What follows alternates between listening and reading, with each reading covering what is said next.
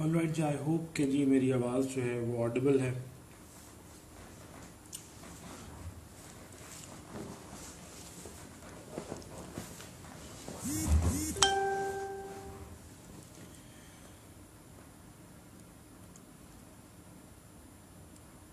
Is my voice audible ji?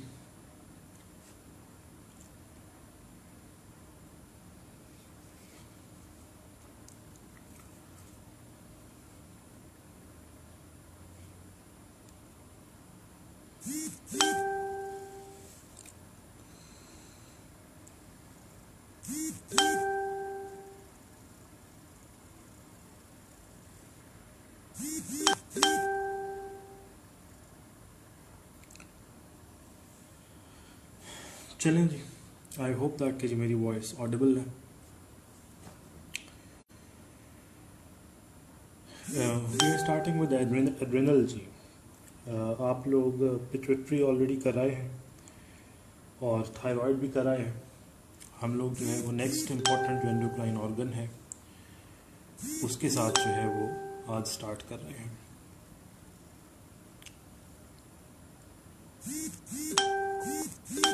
Adrenal को अगर adrenal पे भी जाने से पहले मैं एक ओवरव्यू देना चाहता हूँ एंडोक्राइनोलॉजी का।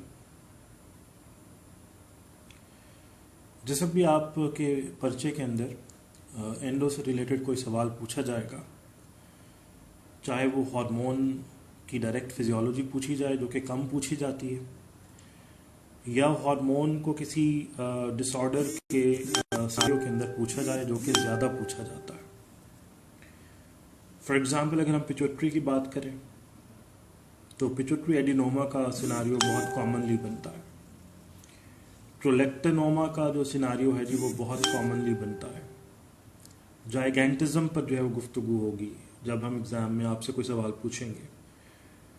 थायराइड के ऊपर अगर हम लोग आ जाएं तो ग्रेव्स के ऊपर बात होगी, या फिर आपका ऑटो इम्यून जो थायराइड डिसऑर्डर है उसके ऊपर गुफ्तगू होगी। एड्रिनल के अंदर आ जाएं तो एड्रिनल से हम 3 इंपॉर्टेंट जो है वो क्लासेस ले रहे हैं हार्मोन्स की। एड्रिनल से निकलने वाले हार्मोन्स को कॉर्टिकॉइड्स कहा जाता है जी, बिकॉज कि एड्रिनल कॉर्टेक्स से आ रहे हैं, दैट इज वाई कॉर्टिकॉइड्स कहते हैं। स्टीरॉइड्स हैं, तो 3 क्लासेस हैं, मिनरलोकॉर्टिकॉइड्स, ग्लूकोकॉर्टिकॉइड्स और सेक्स स्टीरॉइड्स। मिनरलोकॉर्टिकॉइड्स में मोस्ट इंपॉर्टेंट है जो एल्डोस्टेरॉन है, ग्लूकोकॉर्टिकॉइड्स के अंदर कॉर्टिसोल है, और सेक्स स्टीरॉइड्स के अंदर हमारे पास टेस्टोस्टेरोन आता है। ये testosterone both in males and females produce होता है और is very essential for the development of specifically secondary sexual characteristics both in the males and in the females, along with some very important effects on the psychology also.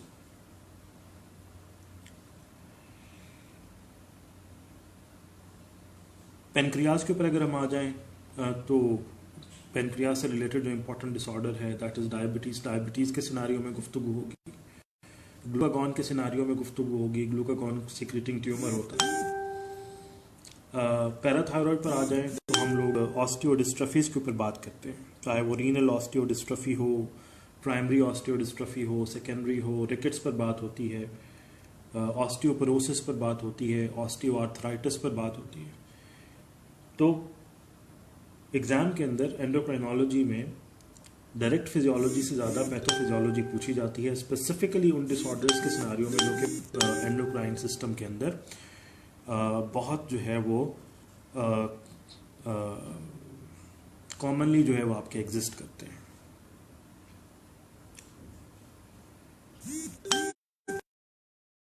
इस वक्त भी हम किसी hormone को discuss करना चाहेंगे तो hormone को हम 3 बेसिक हेडिंग्स के अंदर जो है वो डिस्कस करते हैं।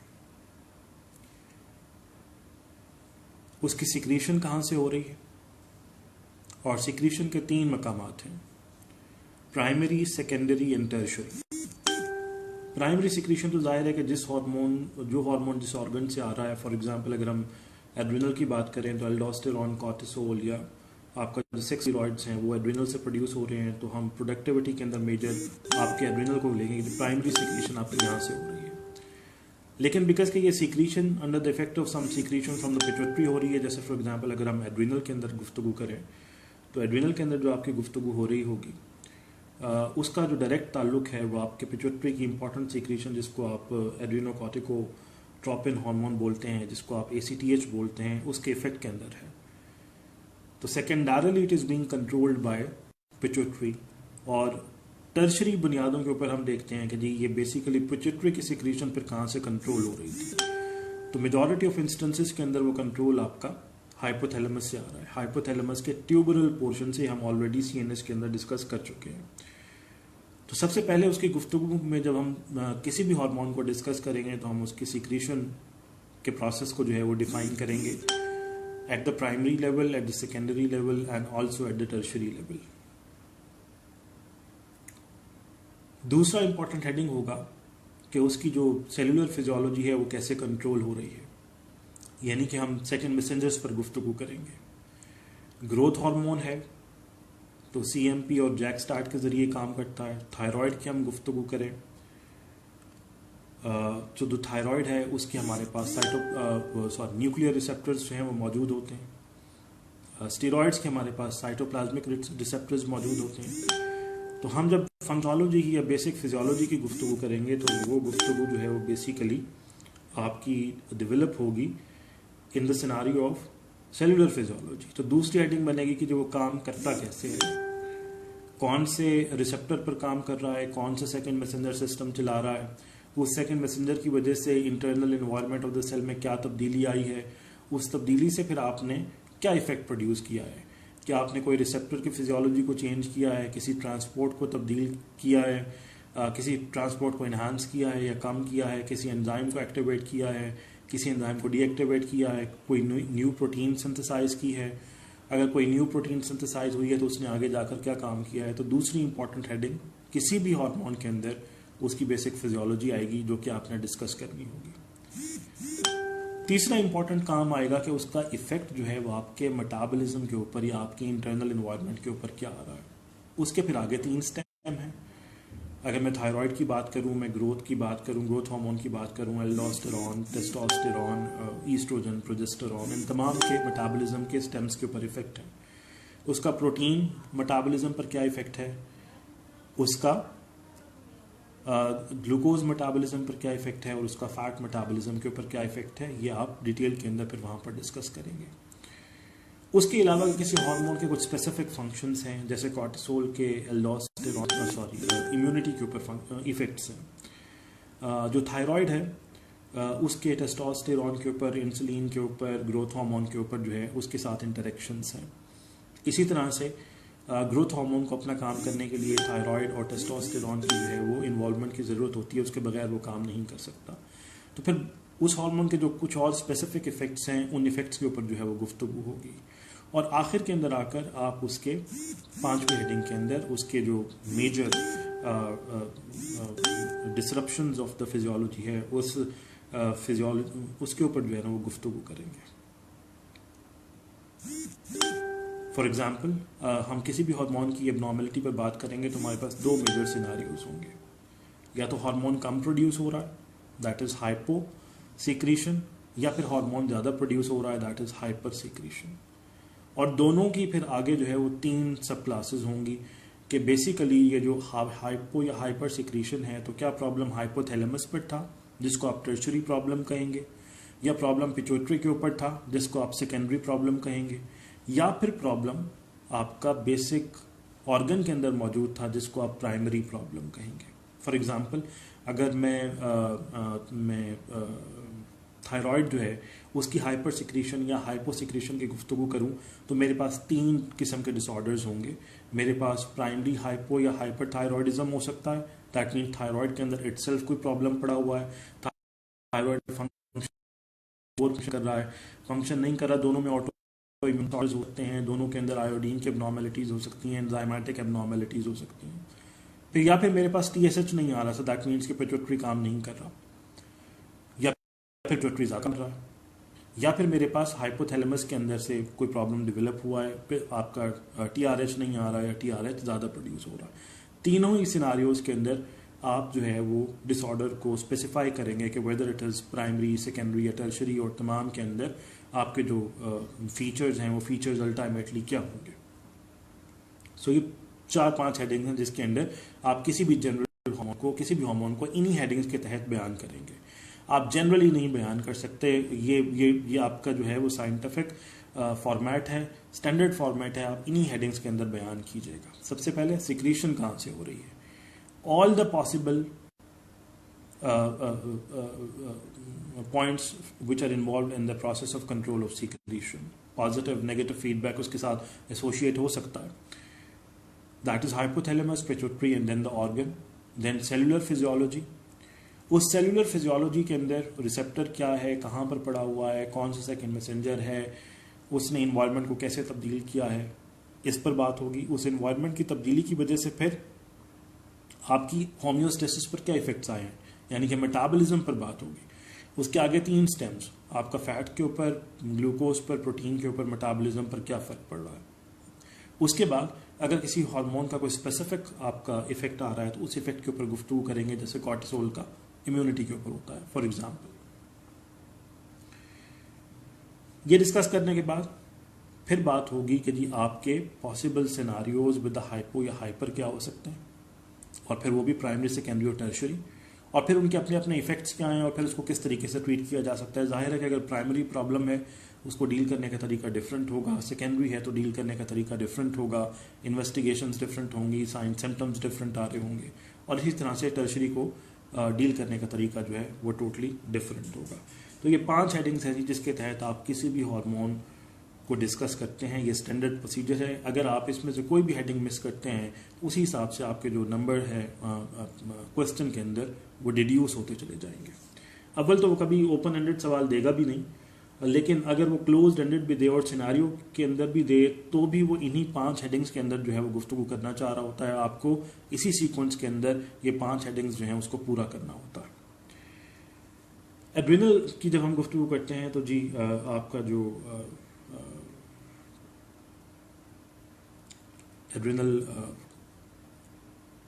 कॉर्टेक्स है जी, उसके अंदर से हम लोग जो हार्मोन्स ले रहे हैं उसको आप एड्रिनल कॉर्टिकॉइड्स बोलते हैं। और 3 हिस्टोलॉजिकल जोन्स होते हैं जिसके अंदर superficial, intermediate and deeper one.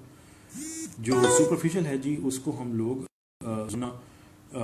Glomerulosa बोलते हैं। मिनरलोकॉर्टिकॉइड्स के सिक्रीशन के अंदर स्पेसिफिक कॉमन इंपॉर्टेंट मिनरलोकॉर्टिकॉइड उसकी सिक्रीशन के अंदर काम करता है।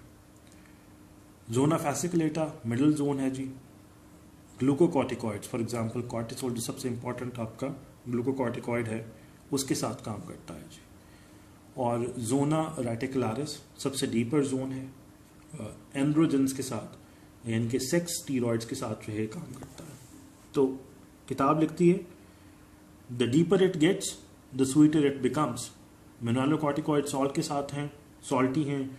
ग्लूकोकॉर्टिकॉइड्स आपका जो है ग्लूकोज के साथ काम करता है, ग्लाइसेमिक लेवल्स को कंट्रोल करता है। तो जाहिर है कि it is getting sweeter and the last one is sexoids that is emotionally sweetest.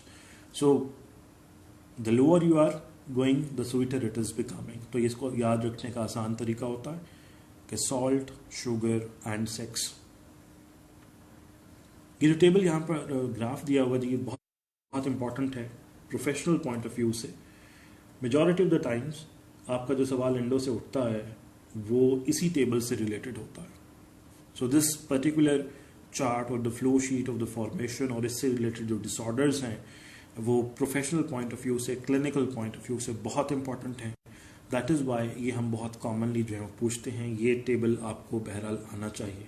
इसको आप बायोकेमिस्ट्री में भी पढ़ेंगे, लेकिन फिजियोलॉजिकल पॉइंट ऑफ व्यू से बिकॉज इट्स टू इम्पॉर्टेंट और इससे वाबस्ता जो डिसऑर्डर्स हैं क्लिनिकली वो बहुत इंपॉर्टेंट हैं। तो हम लोग इसको बहुत फ्रीक्वेंटली जो है वो फिजियोलॉजी के अंदर भी पूछते हैं, तो आपको आना चाहिए। स्टीरॉइड्स हैं जी ये सारे के सारे। यानी कि कोलेस्टेरॉल कंटेनिंग कंपोनेंट्स हैं। स्टीरॉल आपका जो रिंग है वो इनके अंदर मौजूद है। अगर मैं केमिकल बुनियादों पर बात करूं तो ये तमाम के तमाम एल्डोस्टेरॉन, कॉर्टिसोल और टेस्टोस्टेरॉन ये आपके डिराइव हो रहे हैं फ्रॉम द कोलेस्टेरॉल। तो ये जो मामला स्टार्ट होता है जी वो कोलेस्टेरॉल से ही स्टार्ट होता है। इस मामले के स्टार्ट होने के लिए आपको एक स्पेसिफिक पिट्यूटरी के हार्मोन की ज़रूरत है जिसको आप ACTH बोलते हैं। तो अगर ACTH मौजूद ना होगा तो फिर इन तमाम के तमाम हार्मोन्स की जो प्रोडक्टिविटी है that is going to be drastically low. और जब इन हार्मोन्स की प्रोडक्टिविटी ड्रास्टिकली लो है तो कलेक्टिवली आपको जो है वो एड्रिनल फेल्योर देखने को मिलेगा। दैट मीन्स के नाम मेलोकॉर्टिकॉइड्स आपको एडिक्वेट क्वांटिटी में अवेलेबल हैं, वो ऑस्मोलैरिटी की चेंजेस लेकर आएगा। ना कॉर्टिसोल मौजूद है तो during the period glycemic levels control में नहीं है। और जो आपके सेक्स स्टीरॉइड्स हैं जिन्होंने सेकेंडरी सेक्सुअल कैरेक्टरिस्टिक्स को जो है both in the mails and the females control करना है, along with the sexual psychology, along with the sexual drive both in the males and females, तो उसके अंदर जो है वो बहुत ग्रॉस जो है प्रॉब्लम्स डेवलप होंगे। सो ACTH इज टू इम्पॉर्टेंट। उसकी अदम मौजूदगी में जो है ना वो आप ये मामला जो है उसको नहीं चलाते। We start from this particular thing, cholesterol. If you just have a look कि जी ACTH जो है that is of prime importance. अगर ये पॉजिटिव इफेक्ट इसके ऊपर ना देगा तो कोलेस्टेरॉल अपने सबस्ट्रेट के अंदर कन्वर्ट नहीं हो सकता, विच इज प्रेग्नेनोलॉन। हम अभी जोना ग्लोमेरुलस के अंदर मौजूद हैं जो कि एल्डोस्टेरॉन बना रहा है। तो अगला जो है वो आपका कॉर्टिसोल की प्रोडक्टिविटी है और अगला जो है वो आपका एंड्रोजन्स की प्रोडक्टिविटी है। लेकिन बिकॉज के एक ही साइकिल से स्टार्ट हो रहे हैं और इस तरफ जो है डिफरेंट जोन्स के अंदर, we are starting from the productivity of the cholesterol. So cholesterol under the effect of the ACTH which gives a positive influence on the first enzyme जो कि यहाँ पर मौजूद है, इसको कोलेस्टेरॉल डेस्मोलेज बोलते हैं। ये आप लोगों को याद होने चाहिए। इसको स्टिमुलेट करता है और कोलेस्टेरॉल अपने पहले जो है वो सबस्ट्रेट के अंदर अपने जो है इंटरमीडिएरी के अंदर कन्वर्ट हो जाता है जिसको आप प्रेग्नेनोलॉन बोलते हैं। ये pregnenolone under the effect of 3 beta hydroxy steroid dehydrogenase convert हो जाता है प्रोजेस्टेरॉन के अंदर। प्रोजेस्टेरॉन 1221 हाइड्रोक्सीलेज के नतीजे में 11 डिऑक्सी कॉर्टिकोस्टेरॉन में कन्वर्ट होता है जो कि फिर 11 बीटा हाइड्रोक्सीलेज की मौजूदगी में कॉर्टिकोस्टेरॉन में कन्वर्ट होता है। और कॉर्टिकोस्टेरॉन एंजियोटेंसिन की मौजूदगी में जो कि एल्डोस्टेरॉन सिंथेज को स्टिमुलेट कर रहा होता है, अल्टीमेटली एल्डोस्टेरॉन बनाता है। सो cholesterol, प्रेग्नेनोलॉन, progesterone, 11 deoxycorticosterone, corticosterone, and then ultimately aldosterone in the presence of angiotensin 2 and aldosterone synthase. अब अगर ये angiotensin 2 नहीं होगा, यहाँ ऑलरेडी CVS के अंदर पढ़ाए हैं और आप इसे रीनल के अंदर भी डिटेल के अंदर पढ़ेंगे, आपका किडनी प्रोड्यूस कर रहा होता है, ये स्टिमुलेट करता है जी आपके एल्डोस्टेरॉन सिंथेज को, एल्डोस्टेरॉन बनता है and as a result of that kidney के स्पेसिफिक सेल्स के ऊपर काम करके ये सोडियम और फिर उसके नतीजे में वाटर को एब्जॉर्ब करता है और वॉल्यूम और ऑस्मोलैरिटी जो है वो आपकी दोनों मेंटेन होती है। So this is the first step जहां पर आप कोलेस्टेरॉल से अल्टीमेटली एल्डोस्टेरॉन जो है वो डेवलप कर रहे हैं। 2 इंपॉर्टेंट हार्मोन्स जो हैं वो यहाँ पर एग्जिस्ट करते हैं जी, और दोनों ही जो हैं वो आपके हाइड्रोक्सीलेजेस हैं। ऊपर 21 है और नीचे 11 है। तो ये आपने याद रखना है कि 21 और 11 के नतीजे के अंदर ये अल्टीमेटली प्रोजेस्टेरॉन, डीऑक्सीकॉर्टिकोस्टेरॉन और कॉर्टिकोस्टेरॉन की पोजीशन से होता हुआ एल्डोस्टेरॉन के अंदर जो है वो कन्वर्ट हो रहा है। ये इसलिए इंपॉर्टेंट है बिकॉज कि इनकी डेफिशिएंसीज एग्जिस्ट करती हैं जेनेटिक ग्राउंड्स के ऊपर और एड्रिनल डिसऑर्डर्स के अंदर जहाँ पर आपने एड्रिनल ग्लैंड को डैमेज कर दिया है। As a result of that हमारे पास ग्लूकोकॉर्टिकॉइड्स और आपके एंड्रोजेंस के एक्सेसेस या फिर उसकी डेफिशिएंसीज एग्जिस्ट करती हैं जो कि क्लिनिकल ग्राउंड्स के ऊपर बहुत इंपॉर्टेंट है। सो डेस्मोलेज होगा जी पहला एंजाइम, ACTH इस पर काम करता है, प्रेग्नेनोलॉन बनेगा, बीटा हाइड्रोक्सी डिहाइड्रोजिनेज की मौजूदगी के अंदर प्रोजेस्टेरॉन बनेगा, एक हाइड्रोक्सीलेज इसको डीऑक्सीकॉर्टिकोस्टेरॉन में कन्वर्ट करेगा, दूसरा हाइड्रोक्सीलेज इसको कॉर्टिकोस्टेरॉन में कन्वर्ट करेगा और ultimately this is going to get converted into aldosterone. यही आपका जो प्रेग्नेनोलॉन हम लोगों ने डेवलप किया है under the effect of another hydroxylase, जैसे यहाँ पर दो हाइड्रोक्सिलेज थे 21 और 11, यहाँ पर हमारे पास जो हाइड्रोक्सिलेज है that is known as 17 alpha hydroxylase. ये इसको प्रेग्नेनोलॉन को हाइड्रोक्सी प्रेग्नेनोलॉन में कन्वर्ट करता है, वो हाइड्रोक्सी प्रोजेस्टेरॉन में कन्वर्ट हो जाता है। वही सेम एंजाइम पड़ा हुआ है 3 बीटा हाइड्रोक्सी स्टीरॉयड डिहाइड्रोजिनेज, और वही आपका जो हाइड्रोक्सिलेज पड़ा था वो इसकी हाइड्रोक्सी फॉर्म को डीऑक्सी फॉर्म के अंदर कन्वर्ट करता है, और वही जो आपका हाइड्रोक्सिलेज इधर पड़ा हुआ था वो इसकी डीऑक्सी फॉर्म को कॉर्टिसोल में कन्वर्ट करता है, और कॉर्टिसोल अल्टीमेटली फिर इस अपनी जो है वो रादर इनएक्टिव फॉर्म जिसको आप कॉर्टिसोन बोलते हैं उसके अंदर जो है वो कन्वर्ट हो जाता है। सो द सेम आपका प्रिकर्सर है कोलेस्टेरॉल से निकलने वाला प्रेग्नेनोलॉन, एक तरफ ये प्रोजेस्टेरॉन और कॉर्टिकोस्टेरॉन से होता हुआ एल्डोस्टेरॉन में कन्वर्ट हो रहा है उन्हीं एंजाइम्स के इफेक्ट के अंदर, दैट मीन्स के एक 21 हाइड्रोक्सिलेज और एक 11 हाइड्रोक्सिलेज, जबकि 17 अगर हाइड्रोक्सिलेज इसके ऊपर एक्ट करे तो फिर ये आपका निकल जाता है towards the formation of the glucocorticoid. और ये इसकी जो हाइड्रोक्सी फॉर्म है इसके ऊपर अगर आपका एक लाइएज एक्ट करे जिसको आप 17-20 लाइएज बोलते हैं, तो फिर ये डी हाइड्रो एपी एंड्रोस्टीरॉन के अंदर DHEA जिसको बोलते हैं उसमें कन्वर्ट हो जाता है, और वो under the effect of the same beta hydroxy steroid androstenedione और एंड्रोस्टीन डायोन अल्टीमेटली टेस्टोस्टेरॉन के अंदर जो है वो कन्वर्ट होता है।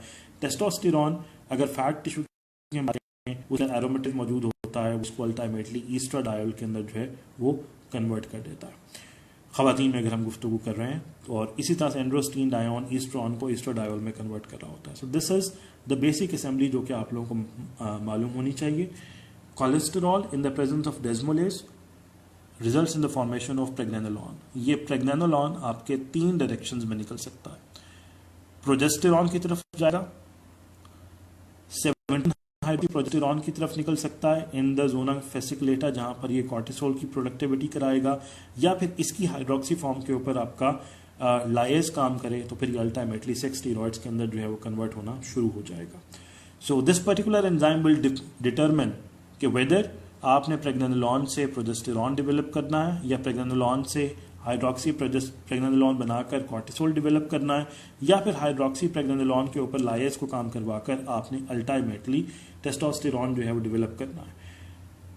क्या चीज़ डिटरमिन करेगी? अल्टीमेटली ये जो फाइनल प्रोडक्ट्स हैं ये डिटरमिन करेंगे कि आपने क्या चीज़ बनानी है। अगर एल्डोस्टेरॉन बहुत ज़्यादा क्वांटिटी में मौजूद है ये पीछे सारे सबस्ट्रेट्स इकट्ठे होते चले जाएंगे, and as a result of that pregnenolone hydroxy form में कन्वर्ट होकर कॉर्टिसोल बनाना शुरू कर देगा। कॉर्टिसोल ज़्यादा क्वांटिटी के अंदर मौजूद है, इसकी जो हाइड्रोक्सी फॉर्म है ये अल्टीमेटली आपकी इसके अंदर या इसके अंदर कन्वर्ट हो जाएगी। दैट मीन कि या तो आप एल्डोस्टेरॉन ज़्यादा बनाओगे या फिर आप टेस्टोस्टेरॉन जो है उसको ज़्यादा डेवलप करोगे। तो जो चीज़ आखिर में एक्युमुलेट हो रही है वो पीछे बिकॉज के सारा का सारा आपका जो एंजाइम सिस्टम है वो सैचुरेट हो जाएगा, और उससे पीछे वाला जो आपका प्रिकर्सर पड़ा हुआ है उसको अगले के अंदर कन्वर्ट नहीं कर सकेगा, तो पीछे सारी चीज़ें आपकी अल्टीमेटली इकट्ठी होना शुरू हो जाएंगी। So I repeat once again, cholesterol in the presence of desmolase pregnenolone बनाता है, इस पर अगर बीटा हाइड्रोक्सी स्टीरॉयड काम करे तो ये प्रोजेस्टेरॉन बनाएगा, और अगर हाइड्रोक्सिलेज काम करे तो ये हाइड्रोक्सी प्रेग्नेनोलॉन बनाएगा जो अल्टीमेटली कॉर्टिसोल की तरफ निकलेगा। प्रेग्नेनोलॉन से प्रोजेस्टेरॉन बनाया है तो फिर ये अल्टीमेटली 21 और अल्फा हाइड्रोक्सिलेज के नतीजे में एल्डोस्टेरॉन बनाएगा। यही 21 और अल्फा हाइड्रोक्सिलेज हाइड्रोक्सी फॉर्म्स के ऊपर काम करते हुए कॉर्टिसोल बनाएंगे, और इसी की हाइड्रोक्सी फॉर्म के ऊपर अगर आप लाइएज को काम करवा दोगे तो फिर उससे आप अल्टीमेटली टेस्टोस्टेरॉन जो है उसको डेवलप करेंगे। तो ये सबसे इम्पोर्टेंट आपका जो है वो चार्ट है। ये चार्ट आपको जो जो जो फॉर्मेशन है एड्रेनल हार्मोन्स की ये बार बार पूछा जाता है प्रॉफ के अंदर, एज सच पूछा जाता है कि जो प्रोडक्टिविटी है उसके ऊपर जो है वो फ्लो शीट बनाएं। This is one of the most comprehensive flow sheet which will come across. अब हम लोगों ने यहाँ पर देखा इसकी एबनॉर्मेलिटीज, अब जो सबसे ज़्यादा इंपॉर्टेंट है और जो कि पूछी जाती हैं, बहुत कॉमन पूछी जाती हैं प्रॉफ के अंदर, कि इस जो प्रोडक्टिविटी साइकिल है उसमें कौन सी एबनॉर्मेलिटीज मोस्ट कॉमनली एग्जिस्ट करती हैं और उसकी वजह से आपकी बॉडी के ऊपर क्या फीचर्स आ सकते हैं। हम देखा कि प्रेग्नेनोलॉन को हाइड्रोक्सी में कन्वर्ट करने के लिए हमें 17 अल्फा हाइड्रोक्सिलेज की जरूरत है, और इसी प्रेग्नेनोलॉन को प्रोजेस्टेरॉन से होते हुए कॉर्टिकोस्टेरॉन में कन्वर्ट करने के लिए हमें 21 हाइड्रोक्सिलेज की ज़रूरत है, या फिर हमें इसकी डीऑक्सी फॉर्म को कॉर्टिकोस्टेरॉन में कन्वर्ट करने के लिए और फिर एल्डोस्टेरॉन की तरफ निकालने के लिए हमें 11 हाइड्रोक्सिलेज की ज़रूरत है। तो 3 मेजर डेफिशिएंसीज जी हमारे पास एग्जिस्ट करती हैं चाहे वो जेनेटिक बुनियादों पर हो या आप एड्रिनल जो है हाइपोप्लेजिया में कोई ऑटो इम्यून डिसऑर्डर हुआ है, हीमोरेजिक डिसऑर्डर हुआ है, ट्रोमेटिक हुआ है, पोस्ट इन्फेक्शियस डिसऑर्डर हुआ है, वट एवर इट इज़ जहाँ पर आपका एड्रिनल डैमेज हुआ है, तो 3 मोस्ट कॉमन डेफिशिएंसीज एंजाइमेटिक हमें देखने को मिलती हैं। 17 alpha hydroxylase deficiency, 21 hydroxylase deficiency और 11 बीटा हाइड्रोक्सिलेज डेफिशिएंसी। अगर 17 अल्फा हाइड्रोक्सिलेज डेफिशिएंसी होगी जी, तो जाहिर है कि प्रेग्नेनोलॉन अपनी हाइड्रोक्सी फॉर्म के अंदर कन्वर्ट नहीं हो सकता, और हाइड्रोक्सी फॉर्म के ऊपर जाहिर है जब वो नहीं होगी तो लायस काम नहीं कर सकता। अल्टीमेटली आपने कॉर्टिसोल की प्रोडक्टिविटी भी ख़त्म कर दी और आपने टेस्टोस्टेरोन की प्रोडक्टिविटी भी ख़त्म कर दी। अब जब ना आपका कॉर्टिसोल बन रहा है ना टेस्टोस्टेरोन बन रहा है, इतनी ज़्यादा क्वांटिटी में आपका प्रेग्नेनोलॉन मौजूद है कि वो सारा का सारा अल्टीमेटली एल्डोस्टेरोन के अंदर कन्वर्ट हो रहा है। As a result of that aldosterone excess हो जाएगा, कॉर्टिसोल डेफिशिएंसी होगी और टेस्टोस्टेरोन की डेफिशिएंसी भी साथ में एग्जिस्ट करती होगी। एल्डोस्टेरोन अगर ज़्यादा है, ज़्यादा सोडियम एब्जॉर्ब हो रहा है, ज़्यादा वाटर एब्जॉर्ब हो रहा है, और अगर ज़्यादा सोडियम और वाटर एब्जॉर्ब हो रहा है तो अल्टीमेटली वॉल्यूम बढ़ रहा है। अगर वॉल्यूम बढ़ रहा है तो इंक्रीज्ड प्रीलोड से वाबस्ता जितने भी फीचर्स आपके सीवीएस पर आ सकते हैं, इंक्लूडिंग वॉल्यूम ओवरलोड, हाइपरटेंशन, वो तमाम के तमाम फीचर्स आपकी बॉडी के अंदर प्रोड्यूस होंगे। अलॉन्ग विद दैट जाहिर है कि अभी आप डिटेल में जाकर पढ़ेंगे एल्डोस्टेरोन का इफेक्ट जो है आपके किडनी के ऊपर, तो जहाँ से ये सोडियम को एब्जॉर्ब कर रहा होता है जी, तो साथ के अंदर आप अल्टीमेटली पोटासियम जो है उसको एक्सक्रीट कराते हैं। हमने एज पर डोनाल्ड्स इक्विलिब्रियम इलेक्ट्रिकल जो आपका बैलेंस है उसको भी मेंटेन रखना होता है। तो एक तरफ से सोडियम एब्जॉर्ब हो रहा है, दूसरी तरफ से पोटासियम जो है उसकी इलेक्ट्रिकल इक्विलिब्रियम को मेंटेन रखने के लिए एक्सक्रीट कर रहे हैं। अगले पोर्शन से पोटासियम को जो है वो एब्जॉर्ब कर लिया जाता है, बिकॉज के potassium is one of the most important ions जो आपके एक्शन पोटेंशियल की वायबिलिटी के लिए इंपॉर्टेंट है, मोटिलिटी के लिए इंपॉर्टेंट है, तो उसको एब्जॉर्ब कर लिया जाता है। और फिर वंस अगेन इलेक्ट्रिकल न्यूट्रलिटी की मेंटेनेंस के लिए उसके साथ आप हाइड्रोजन को एक्सक्रीट कर देते हैं। तो एज अ फाइनल प्रोडक्ट आपने सोडियम जो है उसको जो है वो एब्जॉर्ब किया है और पोटासियम हाइड्रोजन जो है उसको एक्सक्रीट किया है। तो अगर to much of the aldosterone exist करता होगा तो बहुत ज़्यादा सोडियम आपकी बॉडी के अंदर एग्जिस्ट करता होगा, लेकिन उसका बहुत हाइड्रोजन है वो आपकी बॉडी में एग्जिस्ट करता होगा। तो ये हाइपरटेंशन के साथ साथ आपके साथ जो पीएच में जो प्रॉब्लम डेवलप होगा वो आपका अल्कलोसिस का होगा, बिकॉज के you are losing too much of the positive ion. Hydrogen जो आप लूज कर रहे हो यहाँ से बहुत ज़्यादा, वो अल्टीमेटली पीएच को नीचे ले जाएगा और पीएच आपकी अल्कलोटिक हो जाएगी। तो अगर आपका 17 हाइड्रोक्सिलेज जो है उसकी डेफिशिएंसी एग्जिस्ट करती होगी जी, तो फिर आपका ना कॉर्टिसोल बन सकेगा और ना ही आपका एंड्रोजन बन सकेंगे। तो जितना ही एल्डोस्टेरोन ज़्यादा है, एल्डोस्टेरोन ज़्यादा है तो सोडियम ज़्यादा है, वॉल्यूम ज़्यादा है, वॉल्यूम ओवरलोड के साथ आप है। अलॉन्ग दैट एल्डोस्टेरोन से वाबस्ता जो फीचर और आएगा वो अल्कलोसिस का फीचर होगा। कॉर्टिसोल अगर नहीं तो ग्लूकोज लेवल्स मेंटेन नहीं हो सकते, आप हाइपोग्लाइसेमिक होंगे जी। और अगर टेस्टोस्टेरोन आपका